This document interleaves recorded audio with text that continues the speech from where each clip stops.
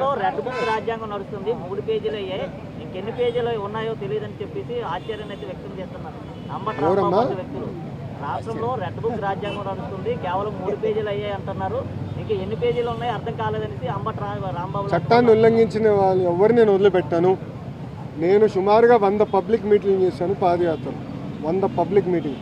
ప్రతి పబ్లిక్ మీటింగ్లో నేను ప్రజలు చెప్పా, ఎవరైతే చట్టాన్ని ఉల్లంఘించి ప్రజల్ని, తెలుగుదేశం పార్టీ కార్యకర్తలు, నాయకుల్ని ఇబ్బంది పెట్టారో వాళ్ళు నేను ఎవరిని వదిలిపెట్టాను అని నేను ప్రజలకు హామీ ఇచ్చా. ఇచ్చిన హామీ మేరకు ప్రజలు మమ్మల్ని గెలిపించారు భయ్యా. సో మా పైన బాధ్యత ఉంది, అమలు చేయాల్సిన బాధ్యత మా పైన ఉంది.